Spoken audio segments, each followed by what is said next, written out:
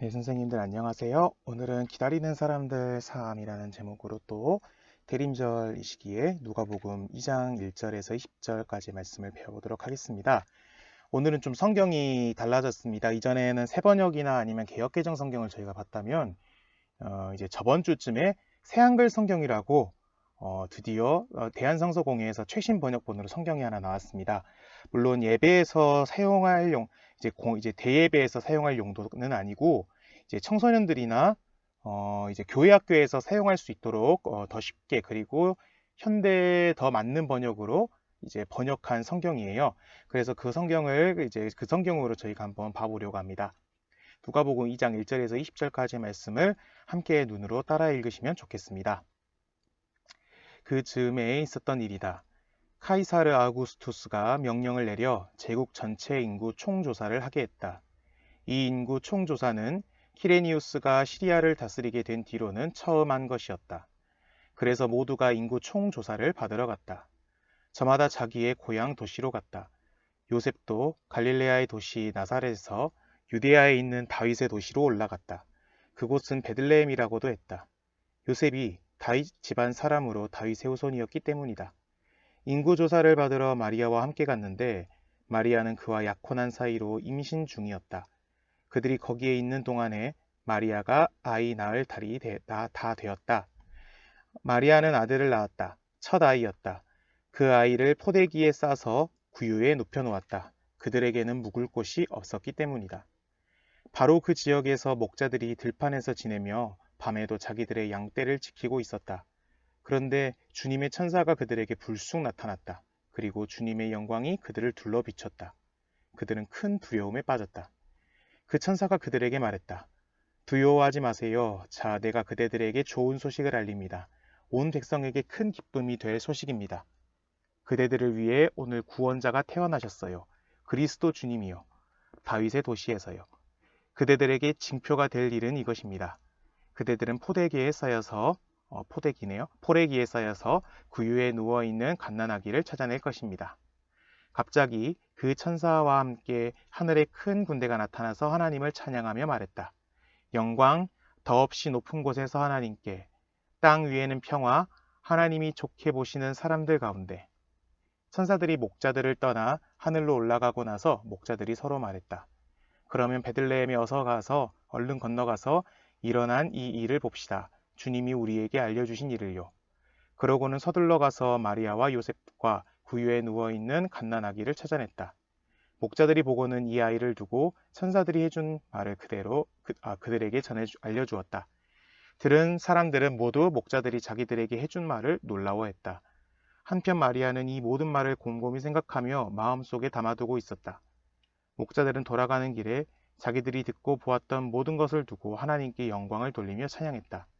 천사들이 그들에게 말해준 대로였기 때문이다. 아멘. 저희가 이 말씀을 가지고 오늘 또 저희 상세히 살펴보길 원합니다. 이제 죄송합니다. 제가 목이 그렇게 좋지 않아서 자주 물을 마시게 되는데 이해해 주시기 바랍니다. 이제 저희가 들어가면서 2장을 볼 때 예수님이 탄생 부분을 볼 때 누가복음은 참 재미있게 기록했습니다. 누가가 이방인들을 위해서 이 책을 쓰다 보니까 특별한 메시지를 이제 2장 안에 담고 있기 때문인데요. 이제 그것에 대해서 좀 저희가 이제 풀고자 합니다. 이제 제목을 보시면 로마의 황제에 대해 예수 그리스도라고 되어 있는데요. 여기 아래에 있는 말들 보시면 복음, 강림, 평화의 왕, 구원자 라는 말들이 기존에 원래는 로마의 황제에게 쓰던 말들입니다. 그런데 저희가 이상하지 않나요? 이것들은 사실 저희가 이미 쓰는 말이죠. 교회에서 성경에서 쓰는 말들입니다. 복음이니 강림이니 평화의 왕이니 구원자이니. 그런데 이게 원래는 로마의 황제한테만 쓰던 말들이라는 걸 제가 기억할 필요가 있겠습니다. 황제가 탄생했을 때 복음이라 했고요. 황제가 탄생한 소식을 이제 복음이라고 했고요. 그리고 황제의 행차, 왕이 이제 오실 때 그때를 강림이라 했고요. 그 다음에 평화의 왕, 이제 평화를 정확히 말하면 평화를 이룰 자 정도 되겠는데, 이제 로마에 가면 팍스 아우구스타라 해서 이제 아우구스투스의 평화라는 그런 제단이 있습니다. 그런 제단이 있을 정도로 이 세상의 전쟁을 그치게 할 왕, 황제, 그런 사람으로 평화를 가져올 사람, 그래서 이제 황제를 그렇게 불렀습니다. 그리고 그렇게 평화를 가져오고 전쟁을 그치게 하기 때문에 황제를 구원자라고 불렀습니다. 그런데 사실 성경은 또 예수님한테 이런 말을 그대로 사용하죠. 복음, 강림, 평화의 왕, 구원자. 예수님의 탄생과 가르침을 우리는 복음이라고, 예수님의 오심과 다시 오심을 강림이라고 하죠. 우린 특히 이 강림이라고 부르는 파루시아, 이거는 예수님께서 다시 오신다는 것을 뜻할 때 더 많이 우리가 더 사용합니다. 그리고 메시아께서 샬롬을 이루신다, 이걸 평화의 왕이신 예수님, 이렇게 우리가 말을 하죠.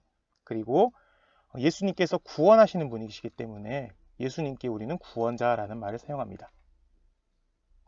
이런 말들을 이제 저희가 당시에 살지 않았기 때문에 모를 수 있지만, 당시에 살던 사람들이 이것을, 누가복음을 읽었을 때 상당히 이상함을 느꼈을 겁니다. 근데 그것은 누가가 그것을 이미 의도를 하고 쓴 것이라고 볼 수 있는 거죠. 그래서 성경이 예수께 쓰는 말들과 황제에게 쓰는 말들이 같은 말입니다. 자, 그러면 이 말은 어떤 말일까요?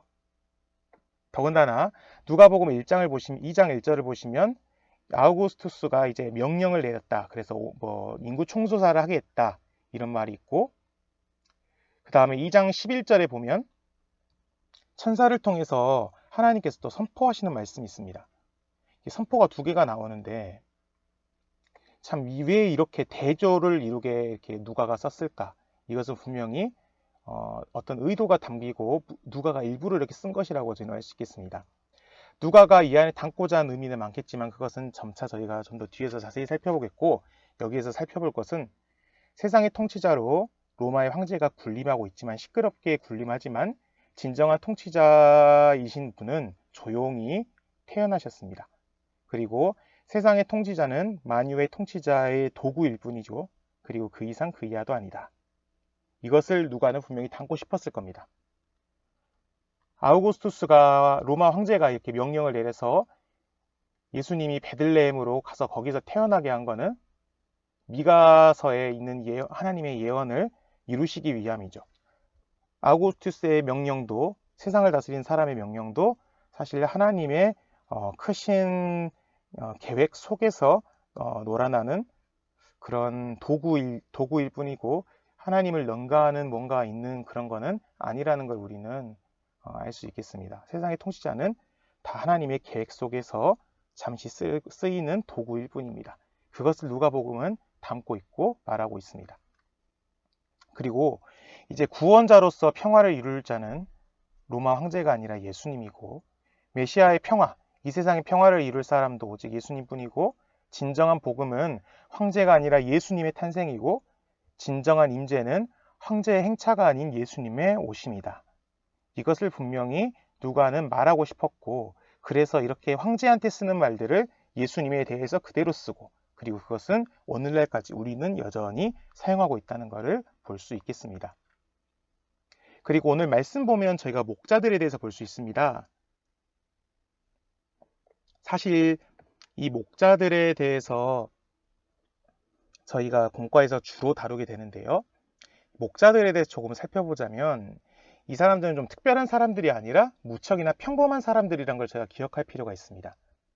가축을 키우는 거는 흔한 직업이었고, 그냥 일반 평범한 사람들을 의미한다고 볼 수 있습니다. 이 사람들은 특정한 사회적 지위도, 부도, 명예도 가지지 못했고요. 심지어 삭슬받고 귀족층이나 이제 사회 고위층의 가축을 대신 쳐주는 그런 사꾼 목자도 있었죠, 당시에는. 네, 특정한 사회적 지위도 누리지 못하고 부도, 명예도 누리지 못하는 직업이 바로 이런 목자들입니다. 그러니까 무척 평범한 사람들이다, 이런 말입니다. 그래서 사회 지배층이 아니라 일반 대중을 보여주는 사람들이라 할 수 있겠고요. 더 나아가서는 사회의 들러리, 그리고 지배층의 관심 밖의 사람들, 이런 모든 사람들을 의미하는 게 바로 이 목자라고 할 수 있겠습니다. 그런데 이 사람들은 16절에 의하면 진정한 왕의 임재를 보았죠. 예수님이 태어나신 걸 목격한 사람들이죠.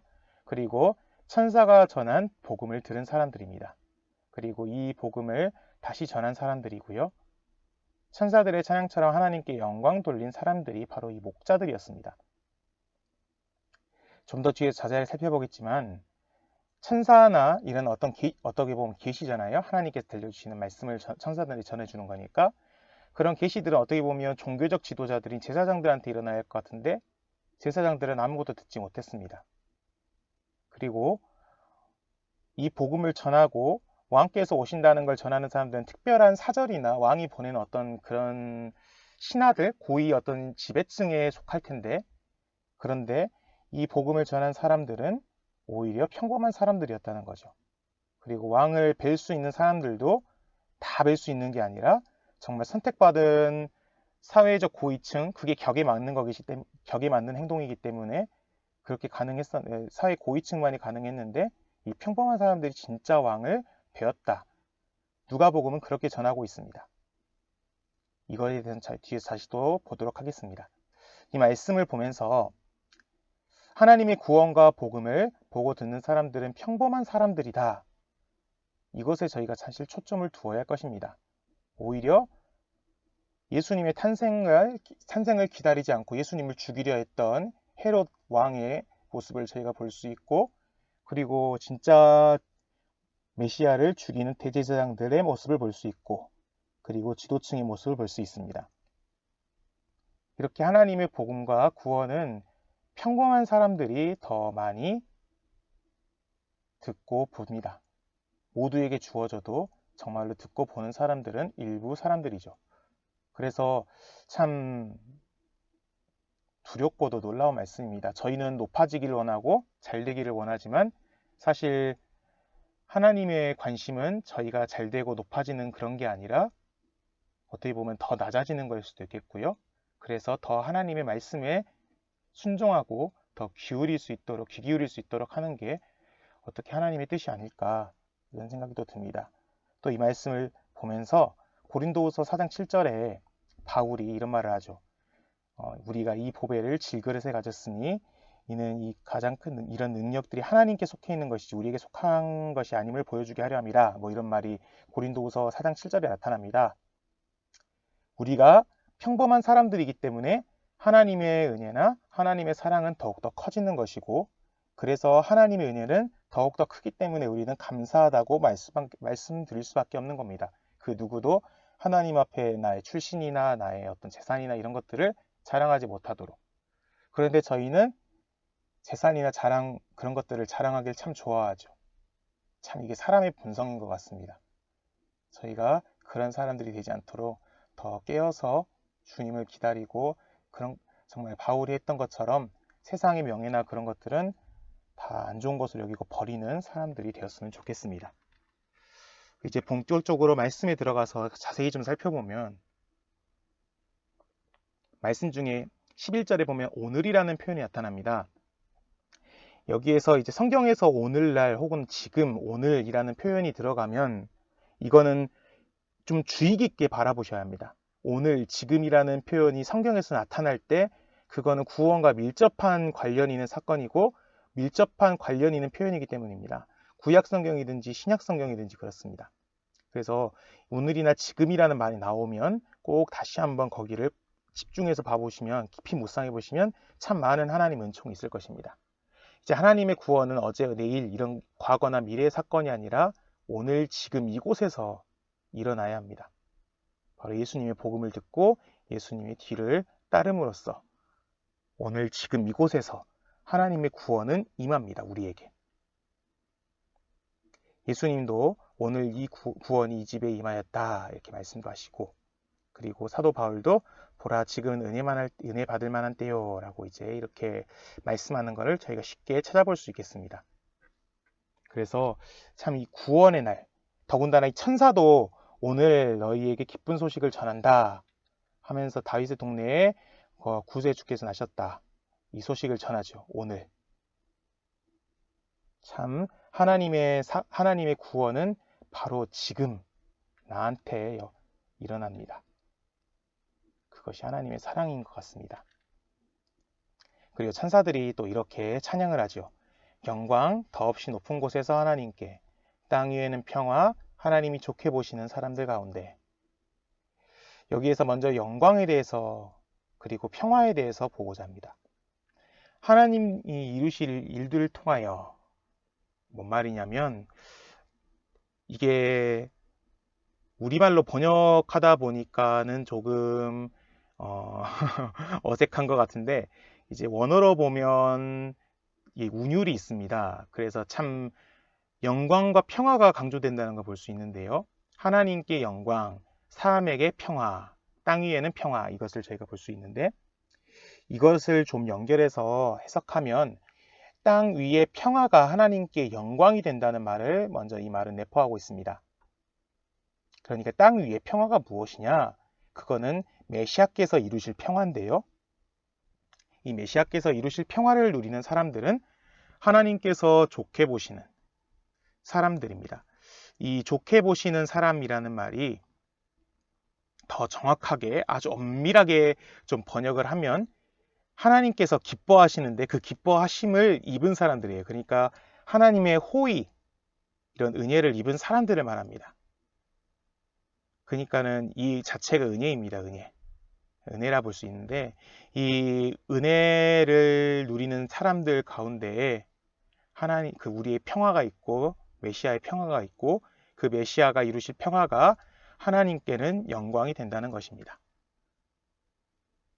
그리고 이 평화는 더 나아가서 종말에 이미 실현되고 있는 평화입니다. 예수께서 오신 때부터 그리고 2000년이 지난 지금도 이 땅에 실현이 되고 있는 평화입니다. 그리고 이 평화가 언제 완성이 되냐? 그것은 종말의 마지막 날. 종말은 저번 시간에도 말씀드렸지만 기간의 의미입니다.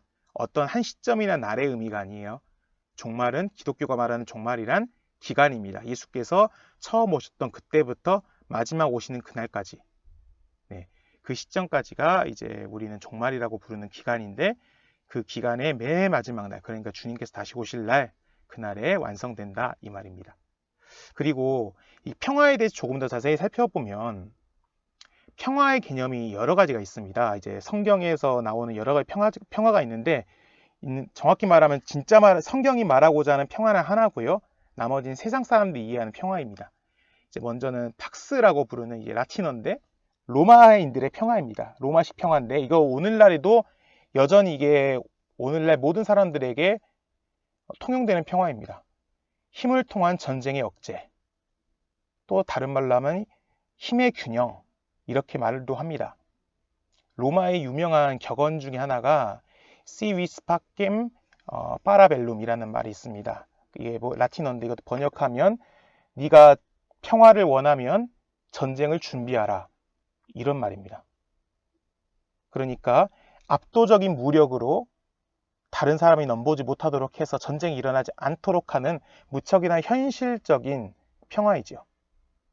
그래서 오늘날도 여전히 이 로마식 평화는 세상을 지배하는 현실적인 평화입니다.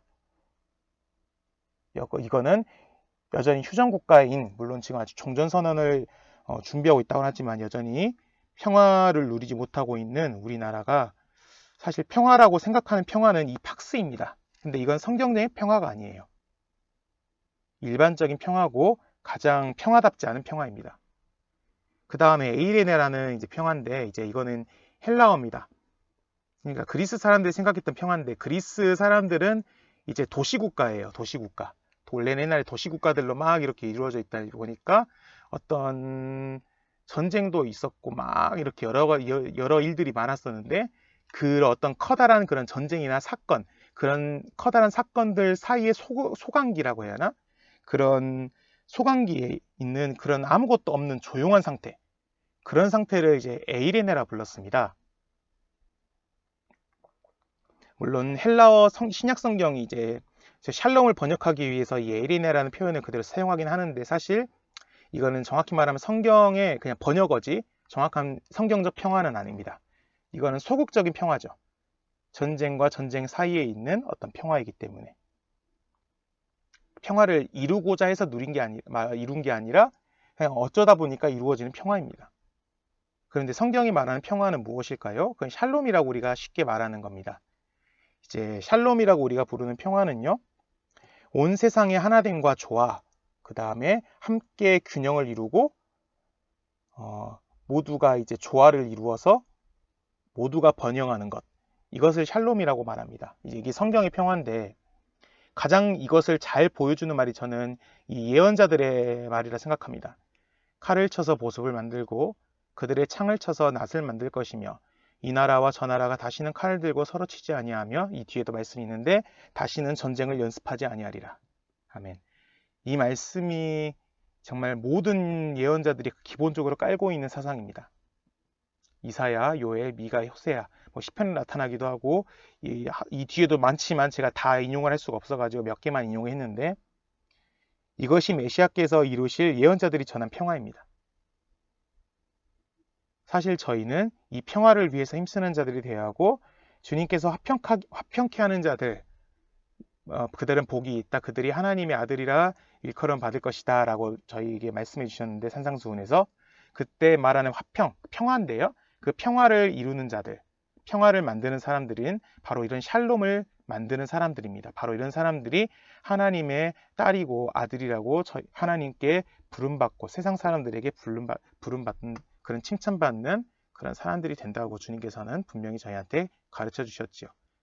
저희는 이런 샬롬을 저희가 결국 이룰 수 있는 건 아니죠. 저희는 이것을 위해서 노력할 수 있을 뿐이지, 주님께서 이루실 수 있도록 저희는 이것을 노력해서 저희가 할 수 있는 수준에서까지도, 할 수 있는 수준까지는 이제 이것을 이루는 것이 필요하죠.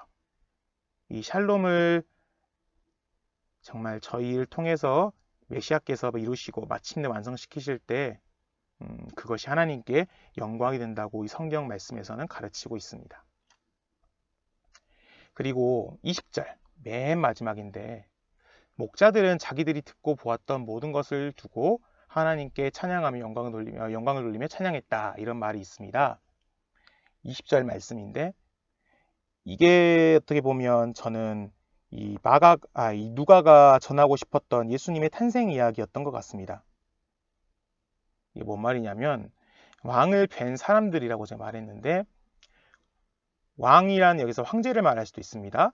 어쨌든 그런 왕의 인재를 맡는 사람들은, 왕은 기본적으로 높은 사람이잖아요. 그러니까 아무나 만날 수 있지 않습니다. 그래서 왕이 행차했을 때 대표적으로 만날 수 있는 사람은 사회적 지배층, 고위층, 이런 사람들이었죠. 왜냐하면 그게 격에 맞는 거라고 생각하기 때문입니다. 평범한 사람들은 왕을 절대 만나지 못하지요. 네. 참, 좀 더 자세히 살펴보면 같은 내용이긴 한데, 맨 마지막에 보시면 왕께 합당한 영광을 돌릴 수 있는 것조차도 격이 맞는 사람들의 몫이었다라고 제가 말을 했는데, 격이 맞는 사람들 몫, 왕이 높으니까 똑같이 왕을 만나는 사람들도 높아야 한다. 이것이 예나 지금이나 여전히 동일한 원칙인 것 같습니다. 예전에 기사에서 제가 정확하게 기억은 안 나는데, 우리나라인가 어느 나라에서 이제 대통령이 갔는데, 그 나라에 대통령을 이제 공항에서 맞이할 때도 이제 보통 그 나라의 대표자, 지도자인 대통령이 같이 나오던가, 아니면 못해도 국무총리급에 되는 어떤 높은 사람이 나가야 이제 그게 급이 맞는 거다 생각하고 격이 맞는 거라고 생각한다. 이제 그래서 이제 그렇기 때문에 이제 그때 정확하게 말하면 제가 정확하게 기억은 안 나는데, 그때 격에 맞는, 그러니까는 매우 좀 직급이 약간 낮은 공무원이 맞이하러 나왔다 해서 그때 뉴스에서 사람들이 막 댓글로 엄청 비판했던 거를 본 적이 있습니다. 정확하게 제가 기억은 정확히 안 나는데, 예. 그런 이유가 뭐냐면, 격이 맞는 사람들끼리 논다라고, 이제 이런 것이 어쨌든 옛날이나 지금이나 여전히 통용되고 있는 진리이기 때문입니다. 이 세상의 법칙은 그렇죠. 높은 자는 높은 자가 만나야 하고, 낮은 자는 낮은 자끼리 만나고, 이 사회의 암묵적 룰입니다, 이게. 그런데 만유의 통치자가 오셨을 때, 진짜 통치자께서 오셨을 때 그분을 뵌 사람들은 제사장이나 왕이나 귀족들이나 황제 같은 특권층이 아니었습니다. 평범한 백성인 목자들이었고, 차별 대우받기 쉬운 이방인 박사들이었습니다. 물론 이 누가복음에는 목자들만이 이제 나왔고, 근데 마태복음에는 마태복음에는 이제 목자들이 나오지 않고 대신 박사들이 나오죠. 이제 동방으로부터 온 박사들이 이제 나오긴 하는데 이 말들을 볼 때 진짜 왕을 뵙는 사람들은 차별하거나 정말 어떤 사회적 지배층 혹은 강자, 상대적 우위에 있는 사람들, 그런 사람들이 아니라 정말 평범한 사람들, 낮은 사람들이죠. 어떻게 보면 낮은 사람들일 수도 있고 평범한 사람들일 수 있고, 그 다음에 차별 배우받기 쉬웠던 사람들, 이방인들은 유대인들에 비하면 유대인들은 이제 이방인들을 이제 차별 대우했잖아요. 너희는 유대인이 아니기 때문에 하면서. 네, 그런 차별 대우받기 쉬운 사람들이 진짜 유대인의 왕으로 나시니, 그러니까 만유의 왕으로 나신 이를 이제 진짜로 배웠죠. 진짜 이런 겸비하신 우리 하나님의 강생, 우리 예수님의 태어나심이 죄 많은 사람이 그분의 앞으로 나아가는 길을 열어주었다. 이렇게 볼 수 있겠습니다. 참 요한계시록에 있는 말씀이 딱 떠올랐을 때, 보라, 하나님의 장막이 사람들과 함께 있음에 하나님이 그들과 함께 계시리니 그들은 하나님의 백성이 되고 하나님의 친히 그들과 함께 계셔서 모든 눈물을 그 눈에서 닦아주시니 다시는 사망이 없고 애통한 것이나 곡하는 것이나 아픈 것이 다시 있지 아니하리니 처음 것들이 다 지나갔음이로다. 아멘. 정말 마지막 날을 그리고 있는 요한이 전해준 계신데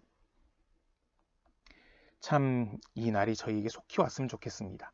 저희가 대림절을 기다리고 그 다음 대림절을 넘어서서 예수님이 다시 오실 기다리는 마음이 정말 이것을 바라는 마음 저희 안에 정말 가득했으면 좋겠습니다. 이 세상의 안녕에 만족하지 않고 이 세상의 안녕으로 다 말할 수 없는 더 큰 안녕을 위해서 저희가 이 계시록의 말씀을 이렇게 생각하면서 정말 저희와 함께 계시는 하나님, 저희는 왕을 뵐 사람들이잖아요. 그럴 사람으로서 왕의 오심을 준비하고 그리고 저희가 더 왕의 오심을 기다렸으면 좋겠습니다. 마지막으로 이 그림은 제가 제일 좋아하는 성화입니다. 기독교 성화 중에서 제가 제일 좋아하는 성화인데 잘 보시면 예수님의 태어나심을 그린 성화예요. 초대교회로부터 내려온 어떤 성화 중에 하나인데 이제 보면 왼쪽에는 마리아가 있고 오른쪽에는 이제 요셉이 있습니다. 그리고 가운데는 이제 예수님이 이렇게 구유에 이렇게 누워 있으시죠. 그리고 그 뒤로는 여기 동물들이 있는 걸 볼 수 있습니다. 송아지나 이제 당나귀처럼 보이는데 참 마리아나 요셉이나 뭐 별거 없는 사람들이죠. 다 똑같은 사람들인데 태어나신 하나님을 배웠죠. 하나님을 배웠고 이분 앞에 진짜로 엎드려 경배한 사람들은 정말 평범한 사람들이었습니다. 목자들이었고 그리고 이방인이라고 차별받는 박사들이었고 그리고 참 평범한 사람들인 마리아와 요셉이었고 그리고 예수님께서 이제 구유에 누이셨으니까 그 마구간이라 부르는 그곳에서 있는 동물들이나 예수님을 보았겠죠. 그곳에는 사회적 지배층이나 높은 사람들은 없었습니다. 제가 이 성화를 좋아하는 이유가 마리아와 요셉은 물론이고 저기에 있는 저 동물들도 다 무릎을 꿇고 있어요, 예수님께. 그리고 마리아와 요셉은 그리고 심지어 동물들도 그렇게 보이는데 이제 손을 모아요, 가슴에. 이게 손을 가슴으로 이렇게 X자처럼 모이는 이게 의미가 있는 건데 주님을 내 안에 모십니다, 내 품에 모십니다라는 이제 그런 이제 놀라운 이제 신앙 고백이 사실 저 손 모양에 담겨 있는데 이렇게 겸손할 수 있는 거는 이들이 평범한 사람들이기 때문에 그런 것 같습니다. 높은 사람들일수록 겸손하지 않죠. 정말 흔하지 않죠. 이 성화가 옛날부터 지금도 이제 주님의 탄생교회 가면 이제 베들레헴에 있는 예수님 탄생교회 가면 이 성화가 이제 그대로 있습니다. 이 성화가 거기에 있는 성화인데 참 저희가 예수님의 오심의 의미 그리고 그분을 맞이하는 사람들의 모습은 어떠해야 하는가? 이 대림절에 높아지기를 소망했던 우리의 마음이 있었다면, 내가 잘나기를 바랬다는 내 마음이 있었다면 그런 욕심들 다 내려놓고 더 낮아지시고 평범해지신 우리 주님처럼 저희도 낮아지고 평범해지고, 그리고 평범한 목자들처럼 하나님의 임재를 저희가 보기를 구하며 이 대림절을 보냈으면 좋겠습니다. 이 말씀을 통해서 하나님께서 저희에게 주시는 말씀은 정말 목자들 그 심정으로서 저희가 주님을 기다렸으면 하는, 저희가 더 낮아지고 평범해져서 주님을 기다리는 자세가 필요하다, 이것입니다. 오늘 이 말씀을 저희가 꼭 기억하면서 어린이들과 함께 나눠주셨으면 좋겠습니다. 네, 선생님들 감사드리고요. 이제 평안한 시간 보내시다가 저희가 주일에 다시 뵙도록 하겠습니다.